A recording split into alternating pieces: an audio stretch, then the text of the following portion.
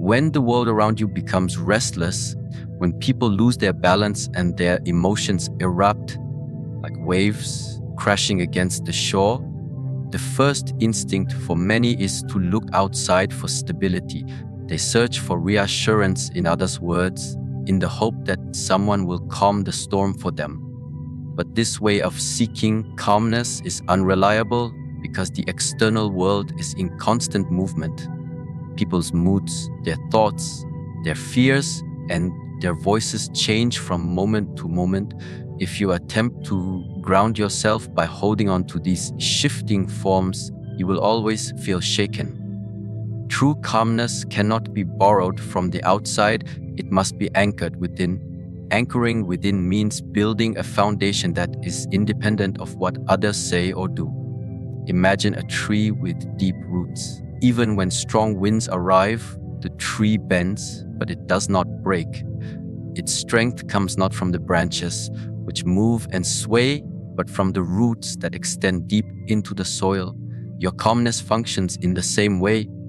The external situation, the noise, the shouting, the stress, these are the winds.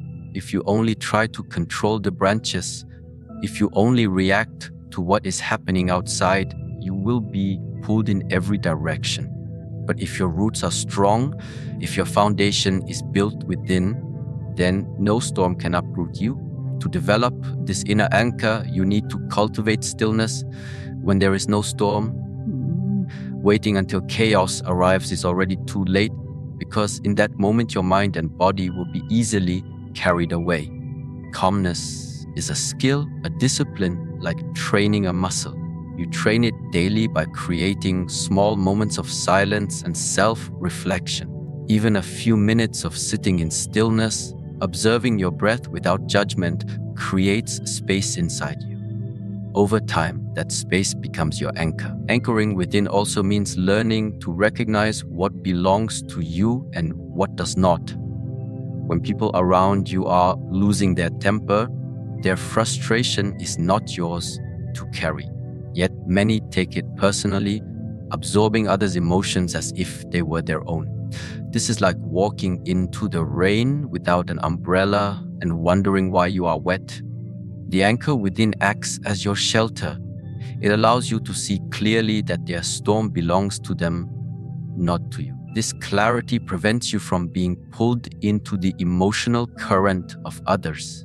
There is also a subtle but important truth. Calmness is not the absence of emotion. You may still feel the pull of irritation, sadness, or fear. Anchoring within does not mean you become a stone without feeling. It means you notice these emotions without letting them dominate you.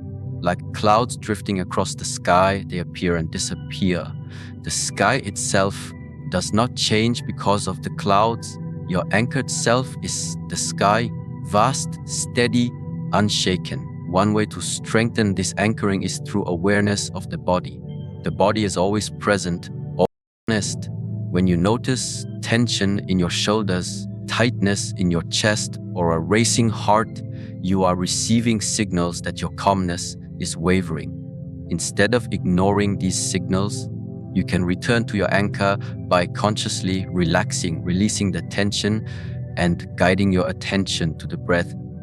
In this way, you train the body to serve as a reminder of your inner foundation. Another aspect of anchoring within is understanding that calmness is a choice, not a gift. It is not something that is handed to you by fortunate circumstances. If you wait for everything around you to be perfect in order to feel calm, you will wait forever. Life is full of unpredictability, and people will continue to act in ways that test your patience. The anchor within is your commitment to remain steady regardless of external conditions. It is a conscious decision to root yourself in clarity, in discipline, awareness, instead of being pulled into reaction. Through practice, you begin to notice that the external storm loses its power over you. Shouting voices may rise, but your breath remains steady. Tension may spread across the room, but inside you there is stillness. Others may lose themselves, but you remain present. This presence does not come from resisting the storm, but from resting in your anchor, in the quiet strength that is always available within. In moments when everything around you seems to fall apart, the instinctive reaction is to move quickly. The mind rushes to fix, to respond, to speak, or to defend. Yet, when action arises without awareness, it often adds more fuel to the fire. To remain calm while others lose their balance, it is essential to understand that awareness must come before action. Without awareness, you act blindly. With awareness, you act with clarity. Awareness is the ability to notice what is happening within you at the same time as you observe what unfolds outside. It is like holding up a mirror to your inner state. The mirror does not argue, it does not judge, it simply reflects. If your breath shortens, awareness notices it. If your shoulders tighten, awareness observes it. If irritation rises, awareness points to it like a finger touching the surface of water. This noticing creates distance between you and the reaction. That distance is the space where choice is born. When awareness precedes action, you are no longer a slave to emotions. Imagine a flame that burns brightly when oxygen feeds it. If you rush to act without awareness, you throw more oxygen into the flame, and the fire grows larger. But when awareness comes first, it is like placing a protective glass around the fire. The flame may still burn, but it does not spread uncontrollably. You can observe it, understand it, and respond with calmness rather than impulse. Many people confuse awareness with thinking. They believe that as long as they are reflecting or analyzing, they are aware, but awareness is more direct and simple.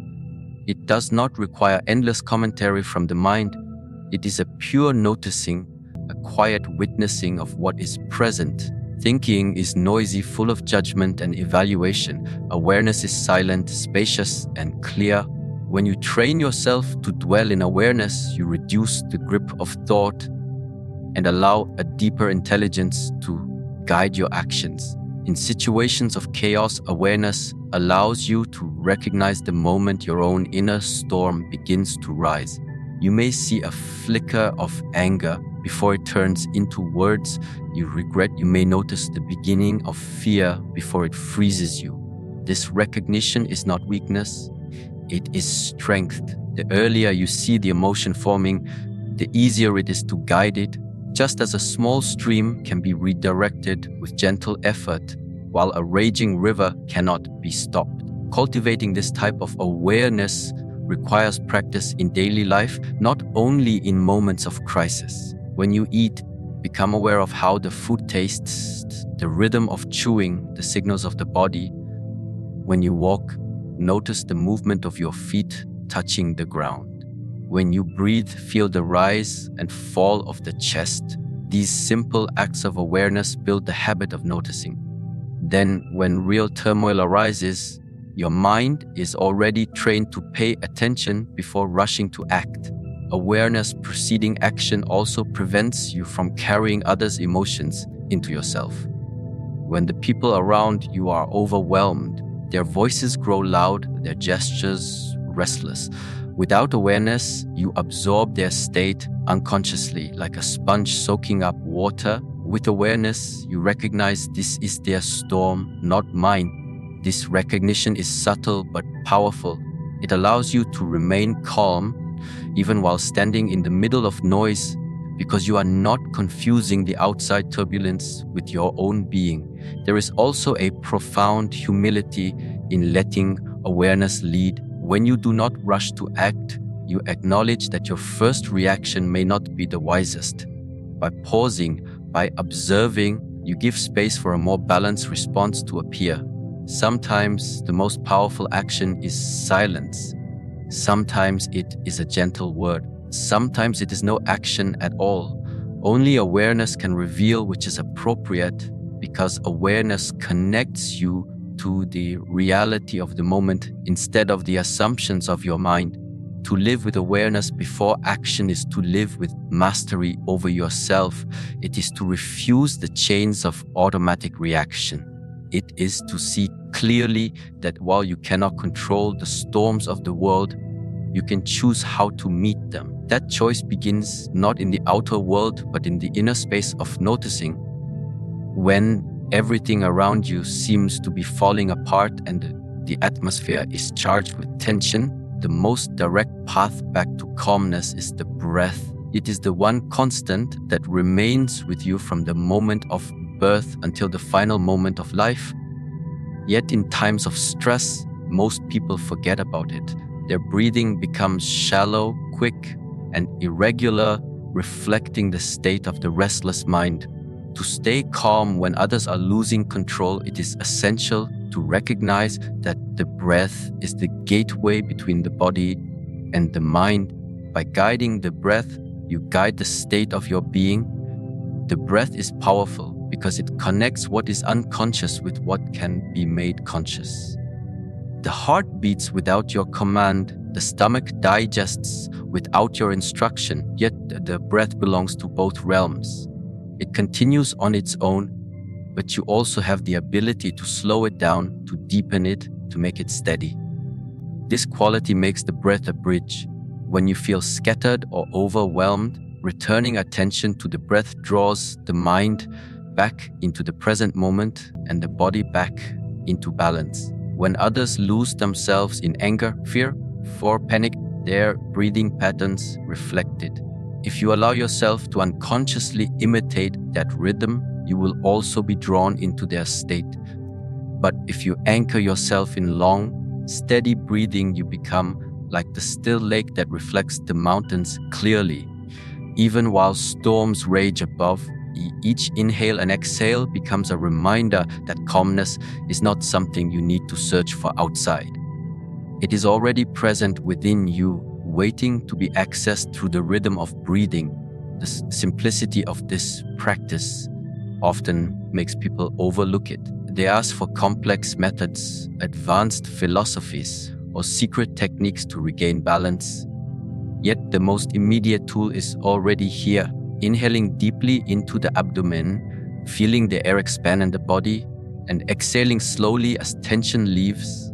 This simple act creates a shift in the nervous system. The body interprets it as a signal of safety, and the mind follows with clarity. Just a few conscious breaths can change the quality of an entire moment. Breathing in this way also prevents the mind from running ahead into imagined fears or clinging to past disturbances. When you focus on the breath, you are focusing on the present. You are not lost in what has already happened or in what might come. You are simply here. This presence transforms the experience of chaos. The shouts, the noise, the confusion may still surround you, but inside, the breath holds you in place like an anchor in the ocean floor. To cultivate this gateway, it is not enough to breathe consciously only when turmoil arises. Like all forms of discipline, it must be practiced daily. Whether you are sitting in silence, walking outside, or even performing ordinary tasks, becoming aware of your breath and guiding it into calm patterns trains the body and mind to respond in the same way when challenges appear. Then, when the storm of emotions rises around you, your body naturally remembers the rhythm of steadiness. Breath also teaches you patience. Unlike the mind, which jumps from one thought to another, the breath moves in a continuous cycle. Inhale, exhale, pause, and again inhale. This rhythm is unhurried. When you align yourself with it, you discover that calmness is not about forcing stillness, but about flowing with a natural pace. Even if others rush, even if they panic, your breathing keeps you connected to the steady flow that never hurries yet never stops. In the same way, the breath reminds you of impermanence. Every inhale must be followed by an exhale, and every exhale makes space for the next inhale. Nothing is held forever, and nothing lasts unchanged. When people around you lose themselves in fear, it is often because they believe the difficult moment will never end. By returning to the breath, you embody the truth that everything passes. This understanding brings peace without needing to rely on external reassurance. When your awareness rests on breathing, you also become more sensitive to the needs of your body. You notice how tension softens with each exhale, how energy rises with each inhale, how a deeper rhythm returns you to harmony. This awareness strengthens the connection between body and mind, making you less reactive and more resilient.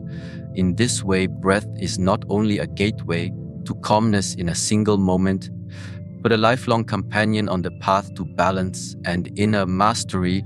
When chaos arises around you, the instinct is often to enter into it, to wrestle with it as though the noise and disorder belong to you personally. But if you step into every storm that others create, you will spend your life being tossed about by winds that are not your own. Detachment from the storm does not mean indifference, nor does it mean ignoring the suffering of others. It means recognizing that you do not need to be carried away by the turbulence around you.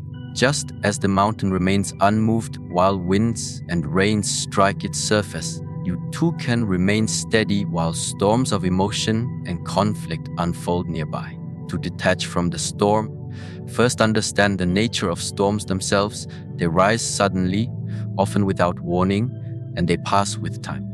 No storm lasts forever.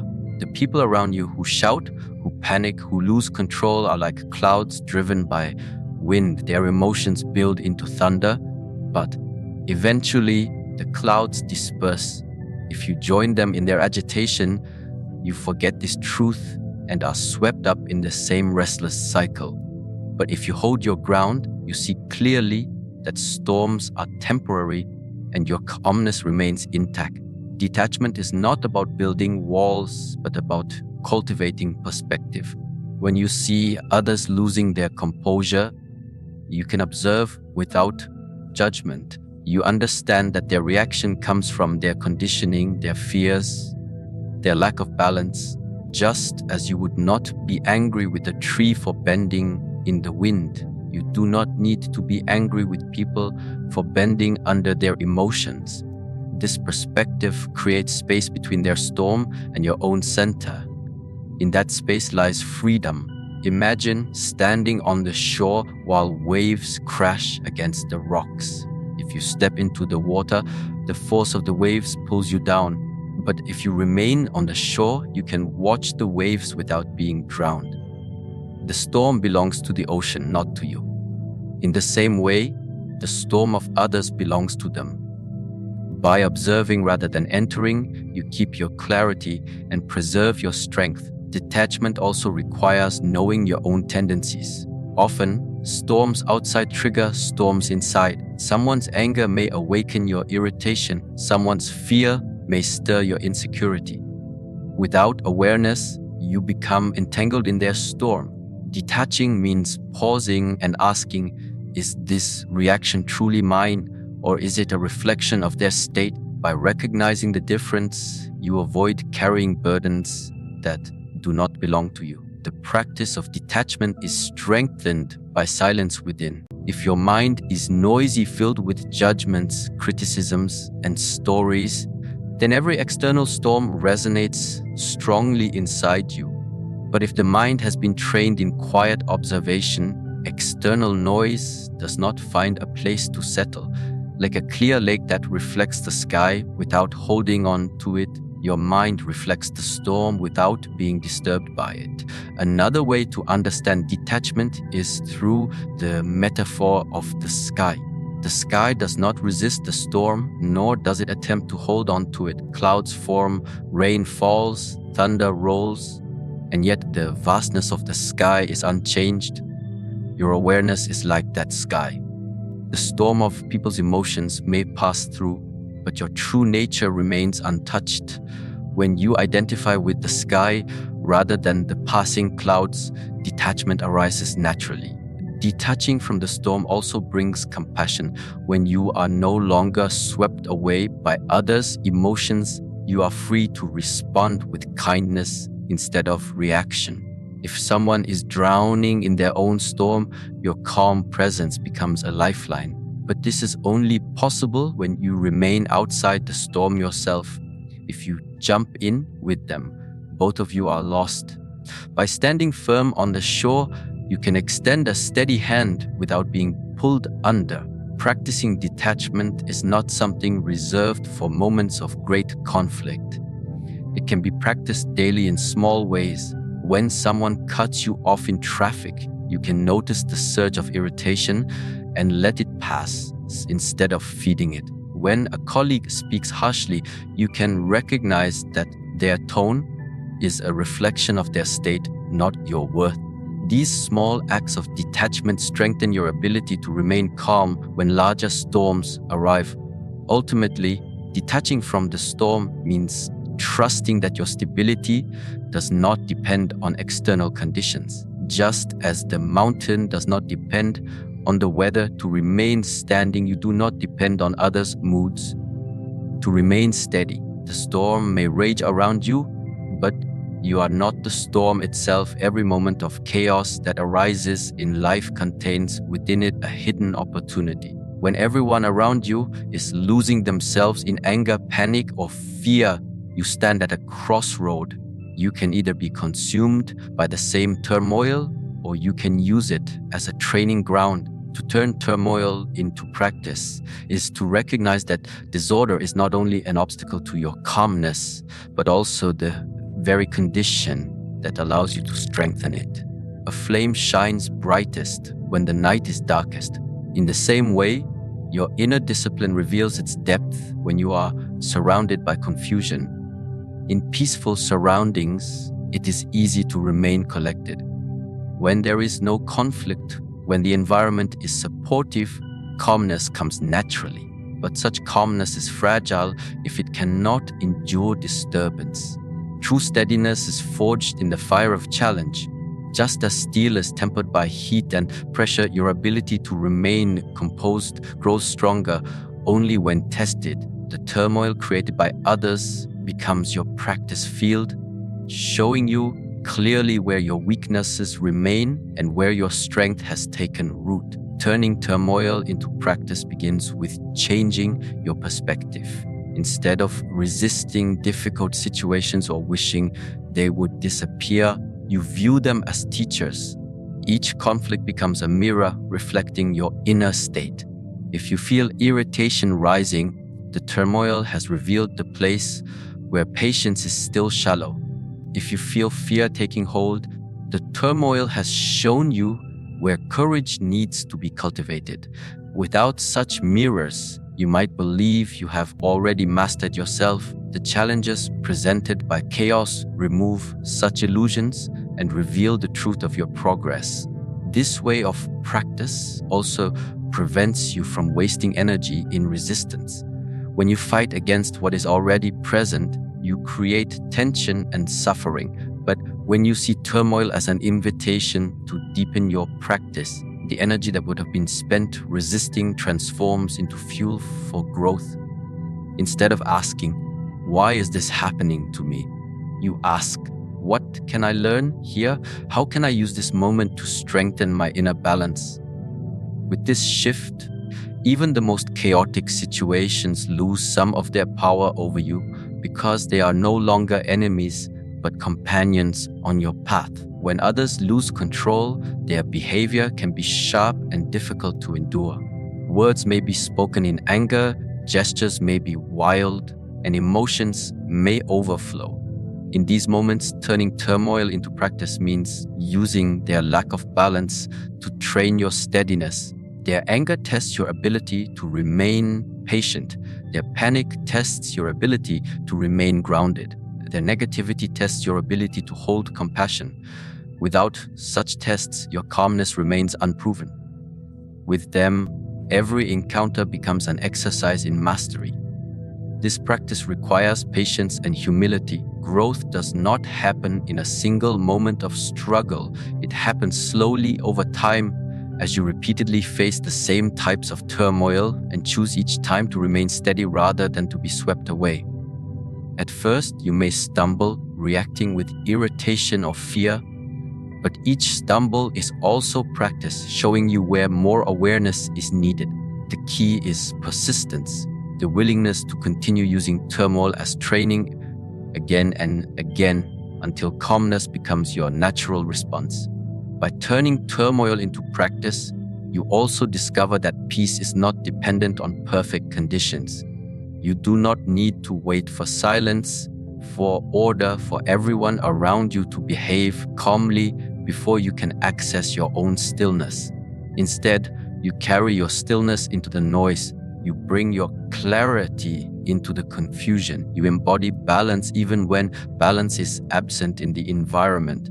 This realization is liberating because it means you are no longer at the mercy of external circumstances. Over time, what once felt like disturbance begins to feel like opportunity.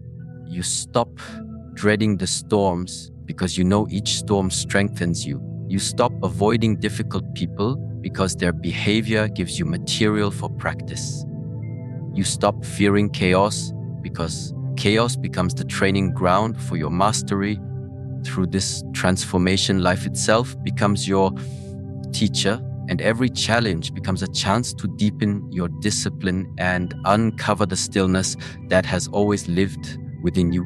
Calmness is not something that appears by accident, nor is it a gift that depends on the moods of the people around you.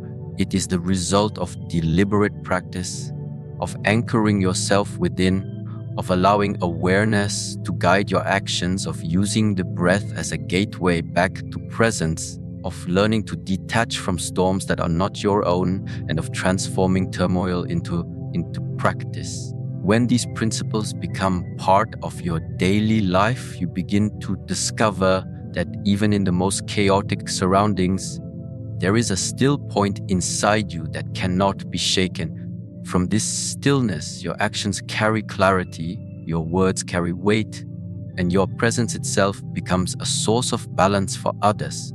Calmness, then, is no longer fragile or conditional. It becomes your natural state, unshaken by the turbulence of the world.